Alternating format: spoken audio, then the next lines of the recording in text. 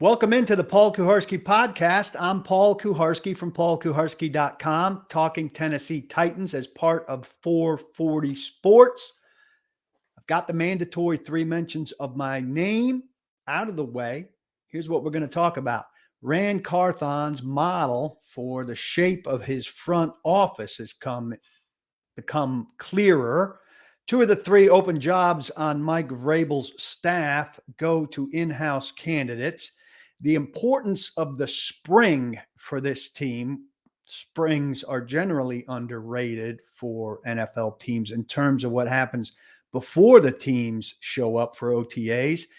A key slip of the tongue by Mike Vrabel, analysts, officiating, and more all coming to you. Here we go.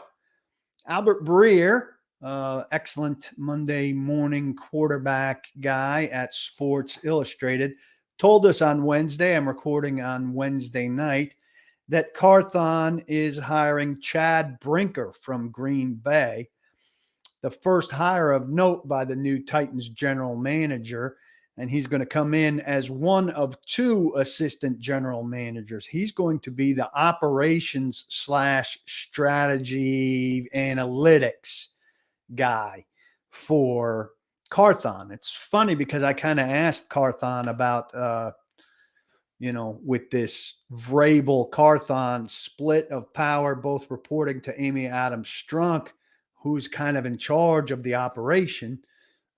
This doesn't make Brinker in charge of the operation, but does give somebody an operations title, which it seems is a necessary thing. And so operations matters will funnel obviously through this assistant GM, who can take operational matters to Carthon and to Vrabel if need be, to deal with the issues that are inevitably coming up on the football side. But per Breer, the other side of this is another GM who is kind of the personnel head underneath Carthon, obviously, who is the ultimate head of personnel. And Breer called this the Cleveland model. So you've got a head of operations / strategy and analytics, and then a head of personnel. Some of it's semantics and titles and the like. But this is a model that Cleveland uses. They've currently got Catherine Raish, the assistant GM / vice president of ops, and Glenn Cook, the assistant GM / vice president of player personnel. Cook was a candidate for the Titans GM job before Carthon was hired.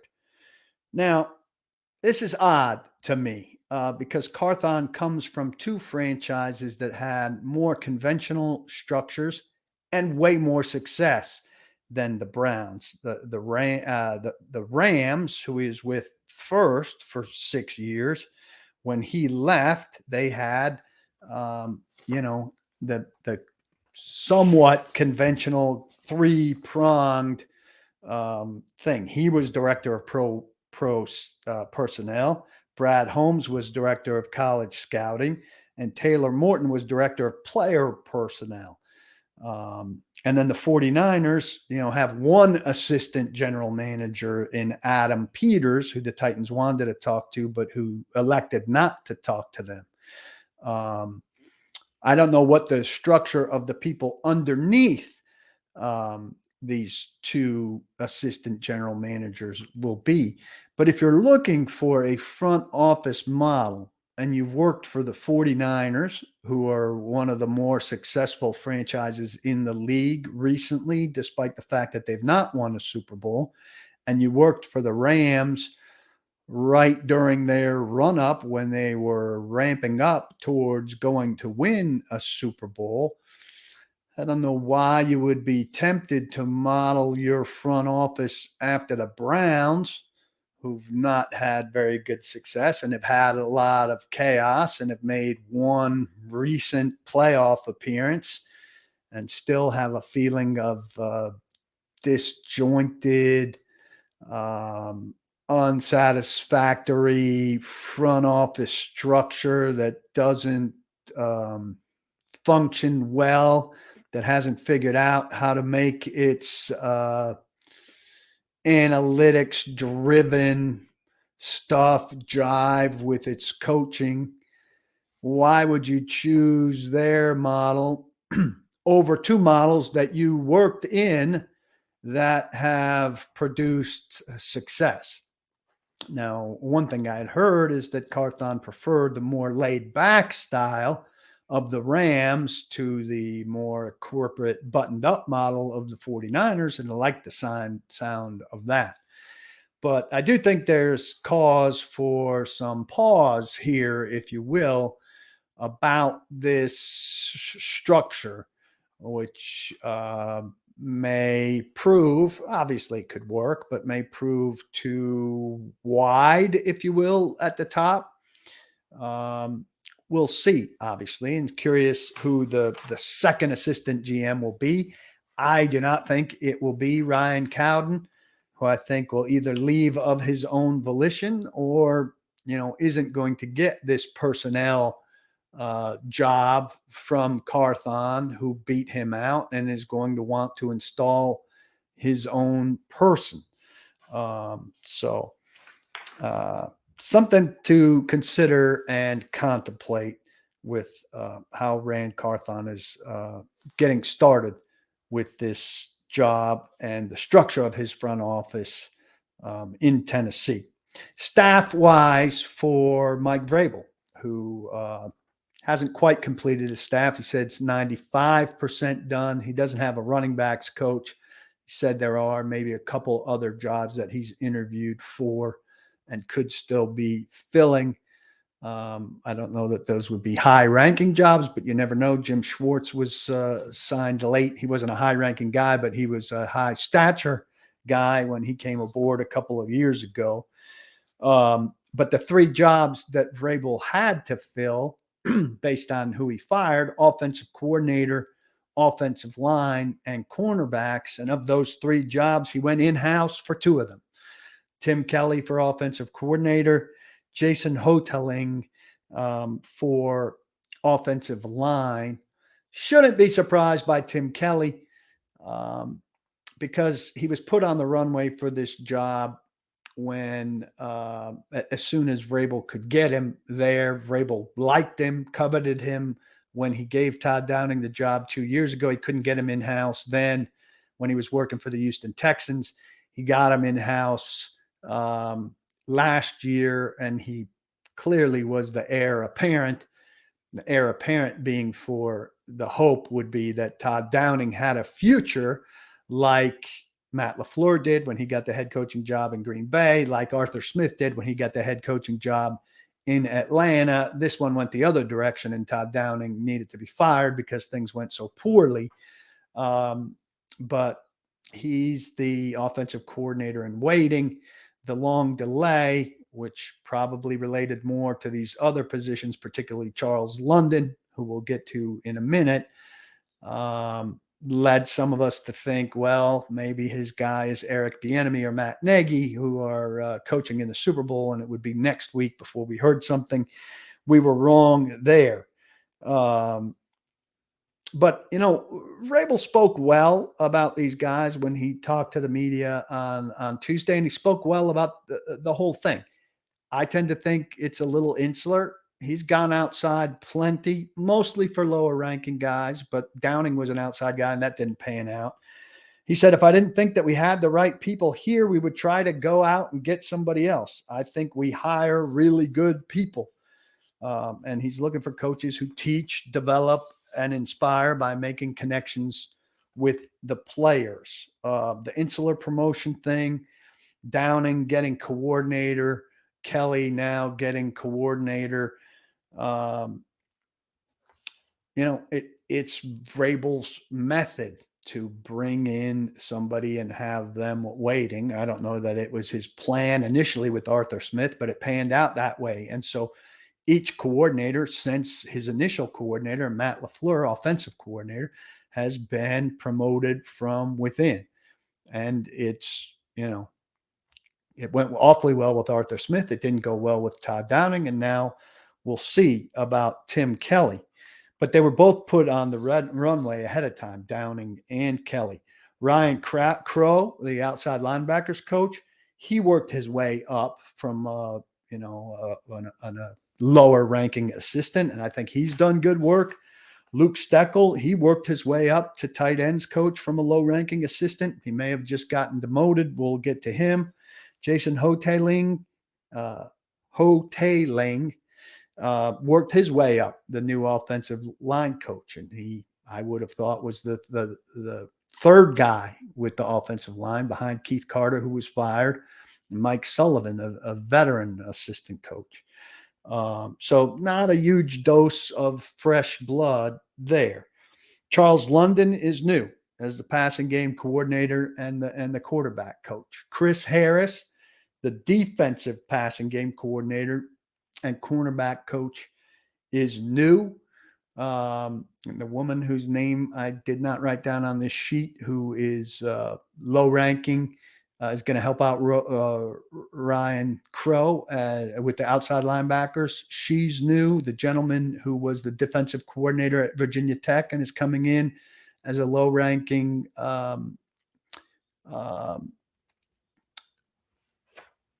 quality control coach is also new. So are there going to be changes? Look, we're talking primarily offense here, right? Vrabel said how we're calling things, how we're teaching things, how we're putting things in certain buckets. Those are all things that will probably change. But that's not really what we're most concerned about, right? What we're most concerned about is the style of the offense and the play calling. He said he's confident there are going to be new ideas, new concepts. They've invested time in one system. He's confident that in the spring, they'll see where they want to invest in other schemes and ideas. They'll stay with what they do well, enhance that, and then bring new ideas in, particularly from Tim Kelly and from Charles London and from whoever else has those new ideas. That's where the spring is a big idea. So in the spring, before the players show up, so before what? Early to mid-April, as these coaches participate in the analysis of potential draft picks and free agents first, draft picks second, they sit down and they put together the playbook, and they put together what's going to be a semi-redesigned offense. And there's going to be some new terminology. There's going to be some new elements to this offense. That's where the spring is big here. And I would expect it's going to change more this time than it's going to than it changed last time from Smith to Downing. Now, Vrabel talked about the expectations of getting the kind of personnel that will allow them to not telegraph what's coming with the personnel group that's on the field, being able to get into the same formation out of multiple personnel groupings, being able to be creative with the personnel that they have, all while not asking people to do things that they can't do. So these are exciting things, but this is not going to be an overhauled offense, right? That's a lot to ask for it to be an overhauled offense. And his mindset is still the same. He didn't emphasize the running game. I think it goes without saying. He emphasized the efficient passing. He emphasized physicality, which goes hand in hand with running. And I think we know his core beliefs are, sound defense, smart offense that is not super risky. And so I think the core of the offense is going to be the same. But how do they surround that core offense? And how do they make it look? Are they more explosive out of it, as they've been in the past with Ryan Tannehill at quarterback, who I still believe 80 to 85% is going to be the starting quarterback for Tim Kelly, for Charles London. If you're not a member of paulkuharsky.com, you can see here down at the bottom, $5.99 a month for I think the most unique and certainly the the best institutional knowledge of this team that you're going to find. You can get 12 months for the price of 11. This podcast is the front door to invite people in. But right after the Tim Kelly news came down, right after Mike Vrabel spoke and I wrote and got a piece out, we had a meeting, a gathering with just membership and I having a conversation like this, me and you and your questions, an hour of just everything that was on your mind. And we discussed it and got as thorough as we could. Everything that I write, Mike Herndon's once a week column, which I'll refer you to a little bit later on. Blake Bedingfield pre-draft and in-season scouting previews, scouting reviews of every game. I urge you to check it out. Price of a cup of coffee or a fancy cocktail, maybe not even a fancy cocktail. Cheaper than a cup of coffee and cheaper than a fancy cocktail. PaulKuharski.com. Please come check it out. One of my, I've got a high tier called the All 22. Not a lot of changeover, a bunch of smart guys. One of them said that I was hoping for more of a change on the offensive side of the ball, but Vrabel has his formula. The staff has to fit his formula. They need talent that makes explosive plays from the scheme because we won't get an explosive scheme. I think there's a lot to be said for that statement. I think it's fair. And that makes this whole project, even with Kelly, even with London coming in, as much about Rand Carthon as it is about Vrabel and Kelly and London. There's some stuff to work with, right? Right out of the gate. Henry, still good. Not what he once was, I don't think, but give him an offensive line. It's a lot better than the one that he had last year, and there's going to be a ton of turnover there. His breakaways, as we talked about in my group, are probably more the 25-yard variety than the 75-yard variety, more frequently anyway. Traylon Burks, if he can be healthy and be on the field and show a second-year spurt, is a potentially dangerous guy. How consistent, we don't know. Chigakonkwo, that kind of guy. And I would think Tim Kelly's going to be charged with getting him featured and a regular part of the offense. I think the next guy on the list is probably Dontrell Hilliard. And he's a fine player. But if your third down back who plays limited snaps is your fourth most explosive player, I think it shows the work you've got to do. It shows the limitations of your offense. And the Titans have to do more to surround their quarterback and their running back with guys who can make plays for him. And we've talked plenty about the lack of dynamic wide receiver play. This is presuming that Burks pans out, but after that, you need far more dynamic. After Chig, you need far more dynamic. And it goes on and on. There was an interesting slip of the tongue that passed everybody by from Vrabel during his Zoom call with us. He was talking about new ideas, which obviously is the theme of what I'm talking about here. Here's the quote. In my interactions and in my meetings with Tim Kelly, very comfortable that there will be, continue to do the things that we do well, the things that we feel like we do well, that we want to continue and enhance, and then, bring in new ideas that he has, that Charles has, or even the other guys on our staff. Now, it's not a surprise that Vrabel would see Charles London, who's coming from coaching quarterbacks for Arthur Smith, as an extension of Arthur Smith. But it's a pretty interesting slip of the tongue. He's hoping Charles London is Arthur Smith, and Charles London clearly is going to be his own guy. And Mike Vrabel's not expecting Arthur Smith to walk to the door. Arthur Smith, by the way, first worked with Charles London on Mike Munchak's staff with the Titans back in 2011, 12, 13. I think London was on that staff the whole time. And then Vrabel worked with London himself in Houston. But I thought that was interesting. London was the offensive coordinator of one of the Senior Bowl teams, and Vrabel said he liked how London carried himself, the demeanor and the presence that he had with the players during that week of coaching those guys. And the practice week carries a lot more importance for everybody around the league than the actual game does. I'd be surprised if Vrabel was there for the game, probably watched it on tape, and wouldn't have seen London during the game as much as he would have seen him during the practice week. 2023 flex scheduling for Monday Night Football is upon us. I think logistically it's going to be very hard, and the idea of late notice for short weeks.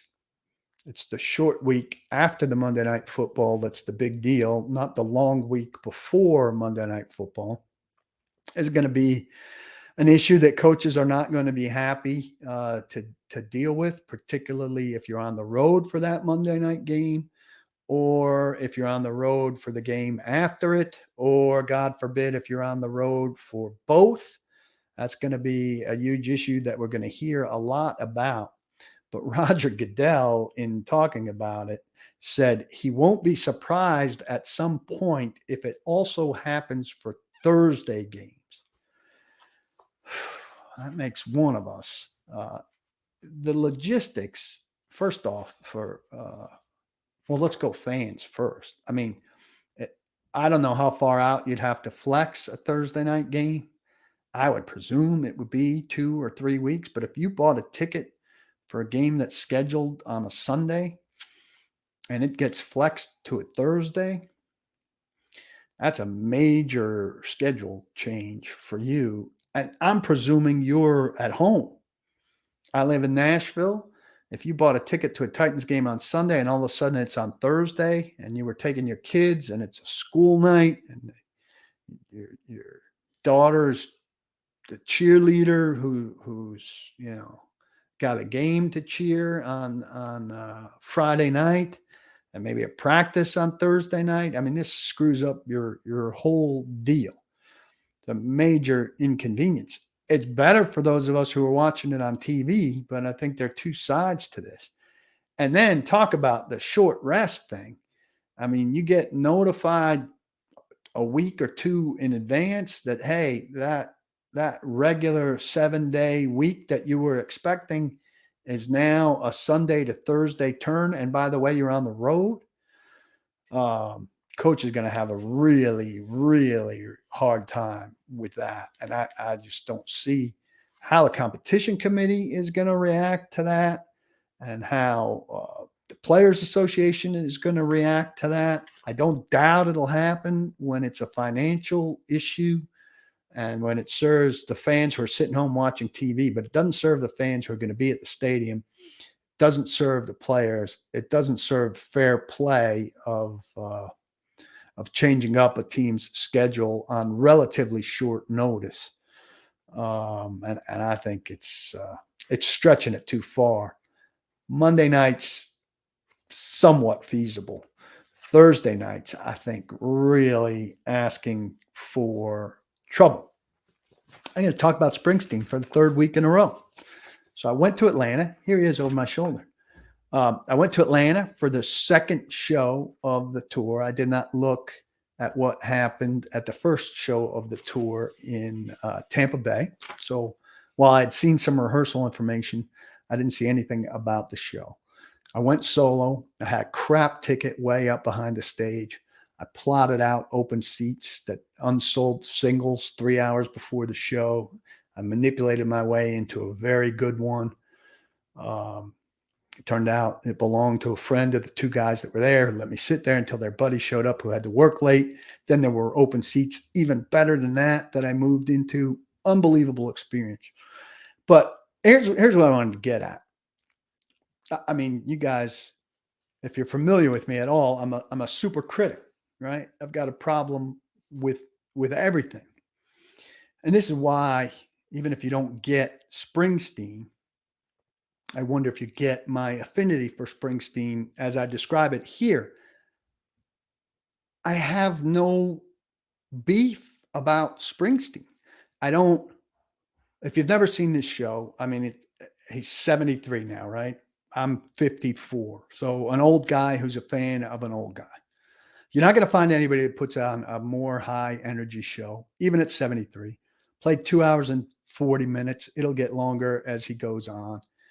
Just as high energy as he's always been, along with the band, right? I generally don't squabble with the set lists. I certainly didn't squabble with this one. At a regular show, there may be two songs maybe that I wish he didn't play. But I'm I enjoy it so much, like most Springsteen fans, that it's like seriously. I mean, the things that I love in my life as fans of the New York Yankees, U.S. soccer, Richard Russo novels. Um, I come away from a Springsteen concert and even as I read critiques or start to hear about people bitching about the set list or why didn't this happen or whatever, I'm impervious to it.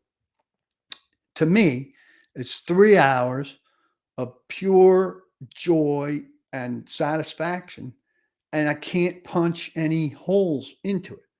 The Yankees, there's always something I don't like. Somebody's slumping, somebody's out of position, Boone's making a big decision. Maybe they go on a great winning streak and there's 10 days where I'm happy, or this last season, 3 months where I was happy.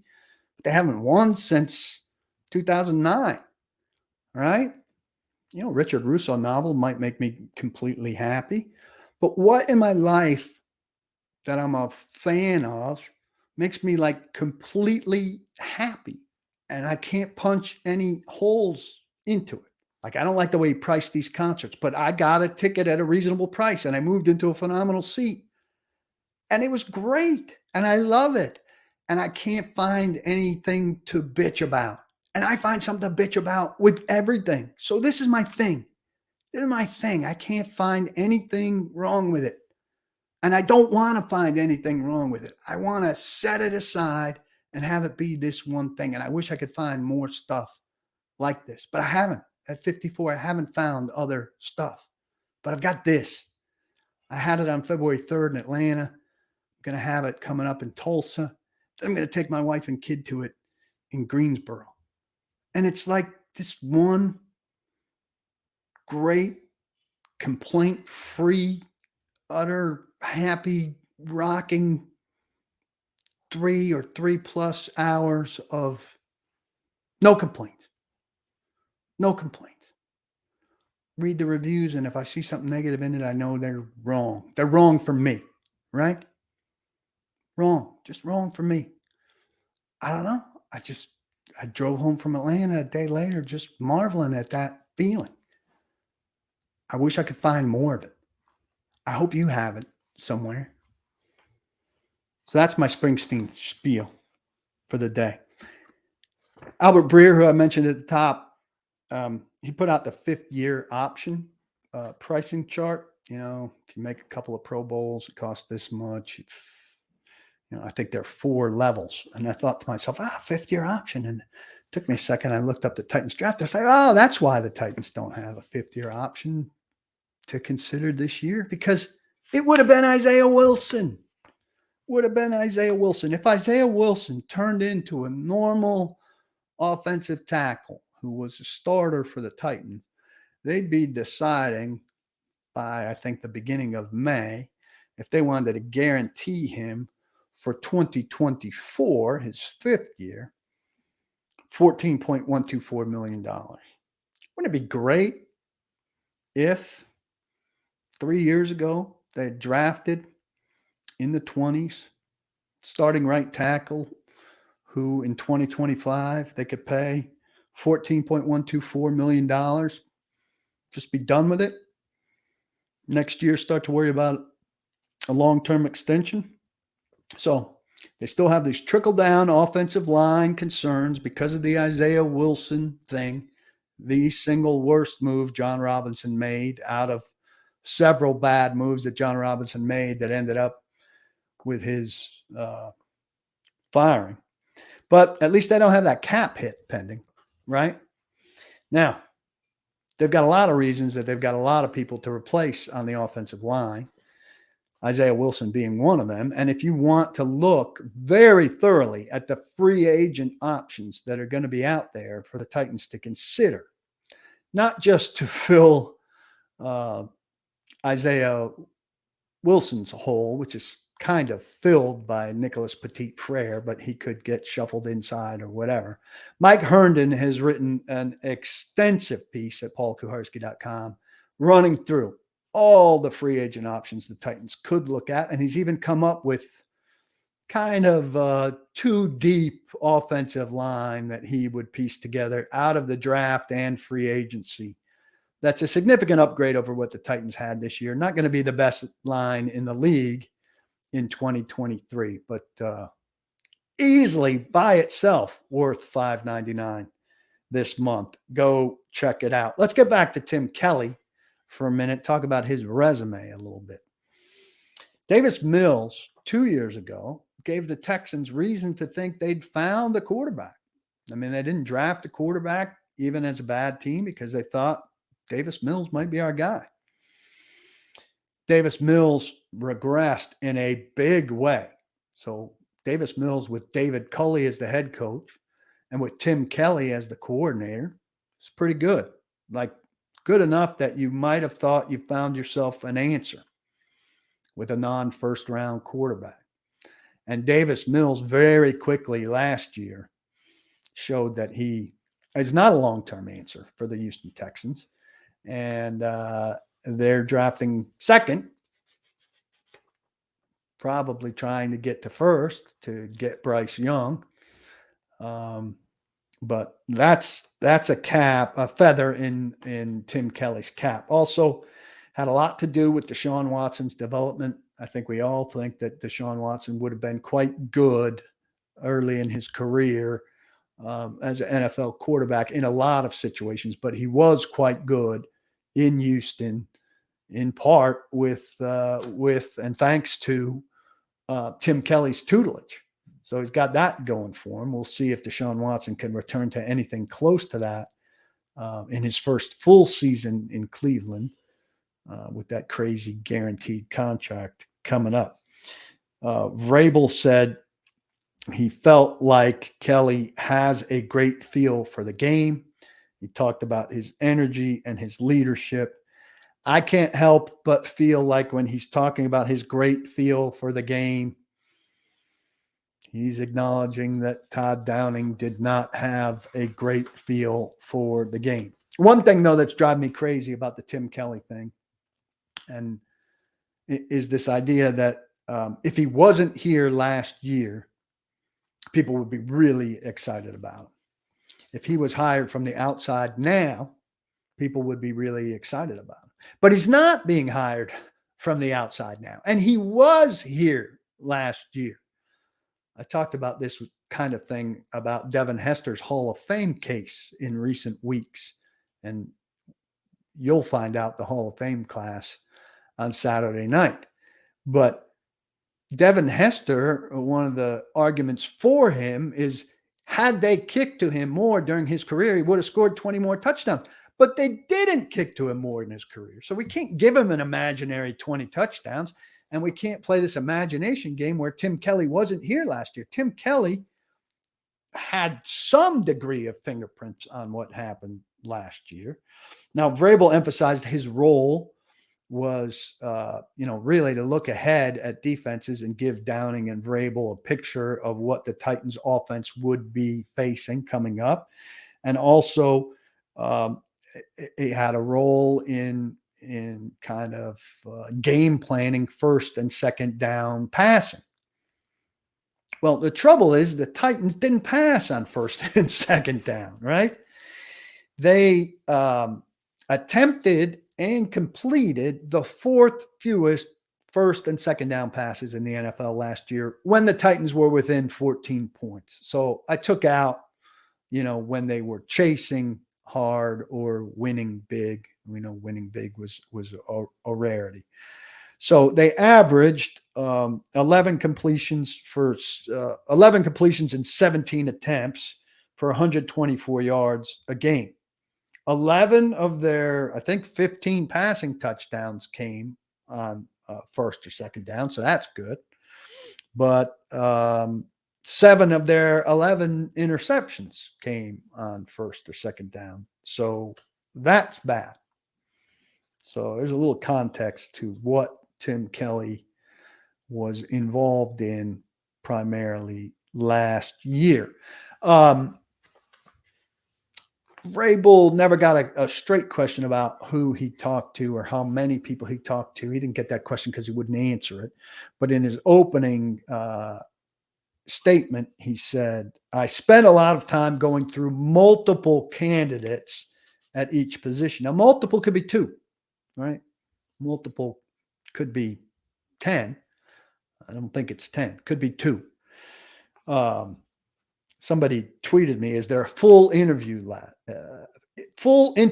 list yet? That's very funny. Yeah, the Titans put out a full interview list while Vrabel works hard as he can to keep everything secret. So we know they asked for permission to talk to Jason Outen from the Broncos, who called plays for the last couple of games. So Broncos had good results, though that wasn't necessarily for offensive coordinator. We know they put in permission for Eric Bieniemy and for Matt Nagy of the Chiefs, Charles London, who they hired as passing game coordinator / quarterbacks coach, and that they talked to Tim Kelly. Presumably they talked to London, right? We don't know about Nagy. And Bieniemy made it clear at the Super Bowl that he didn't talk to anybody about an offensive coordinator position. He interviewed for one head coaching job. So Vrabel could have talked to a number of other people without it getting out. He didn't have to ask permission for everybody. There are guys whose contracts were up, whose agents could have conceivably kept it quiet and reporters not found out about it. But I think this list was pretty small. And no, that there's not going to be a full list revealed or announced. Couple guys on the staff with new jobs. Luke Steckel, who was a tight end coach, Pat O'Hara, who was the quarterback coach, are now analysts. Steckel, run game analyst, O'Hara, pass game analysts. Vrabel kind of said not having a position group is going to allow them to do some of that pre-advanced work and also help and assist through the offense. I want them to be able to help in multiple ways. Sounds like a demotion. Look, and these are broader jobs that'll look at things from a higher level. But most coaches I know want to be more hands-on with guys, more influential with guys. And these 2 coaches aren't going to have a meeting room with players. They may touch more players, but do so less often. And so these jobs don't seem like promotions. We'll see how those positions develop. Steckel interviewed for the Chargers offensive coordinator job. I don't think he's in the class of a Kellen Moore who got that job. And I don't think the Titans feel the same way about him that the Chargers may have. I know he wasn't the first choice for the tight ends job when he got it in 2021. I think he works his tail off. He's dedicated a lot for the Titans, and we'll see how he grows in this new role. Tony Dews, the running back coach, who I think has done very good work, now gets tight ends, and he touches, I think tight ends is a broader position, right? He touches on the run game and the pass game by dealing with tight ends. That's a growth position to me. Vrabel kind of said as much. It diversifies him. He called it a growth opportunity. Jason Hoteling, Vrabel said, is one of the best interviews that he's had in 5 years. I'm told hard-working, great guy who commands the respect of the room, strong connection with the players, worked in multiple schemes.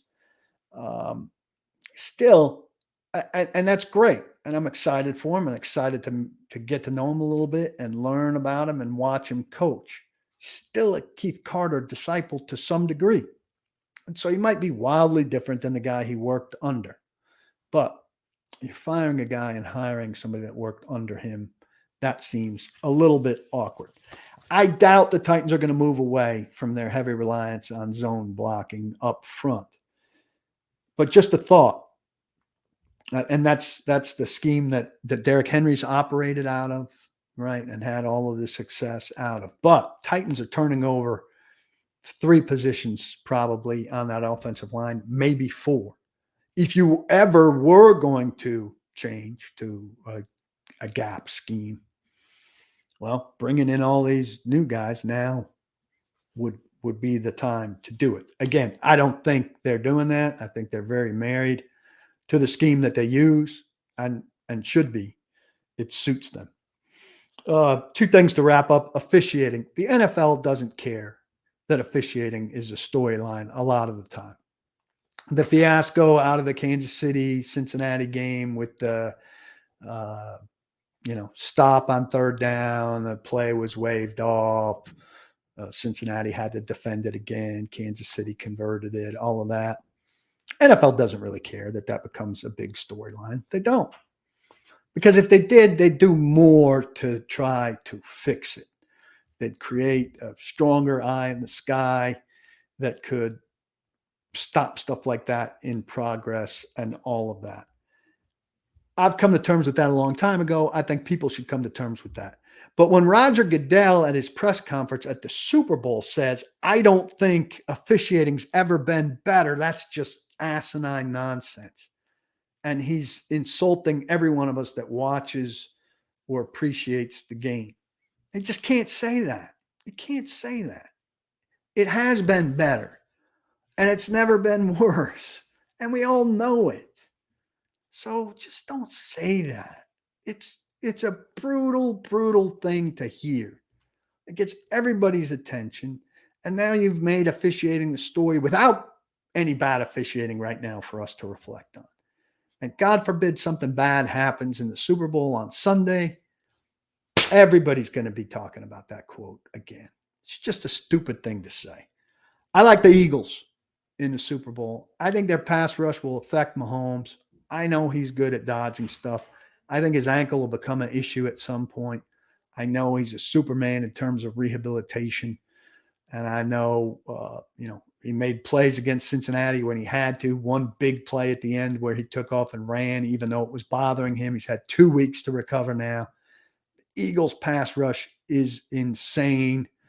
A.J. Brown's going to make plays. Jalen Hurts is going to make plays. I think the Eagles are just better.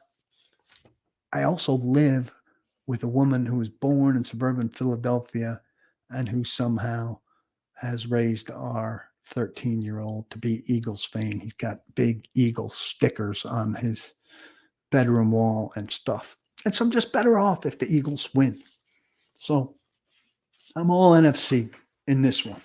Hey, I appreciate you listening to the podcast. I urge you to check out paulkuharsky.com. You got to go read Mike Herndon's piece about the offensive line, free agency market. Read all the stuff I've written this week about the new staff. Spread the word. And as you go forward here, I urge you, don't block the box, but be sure, please, to lock your locks.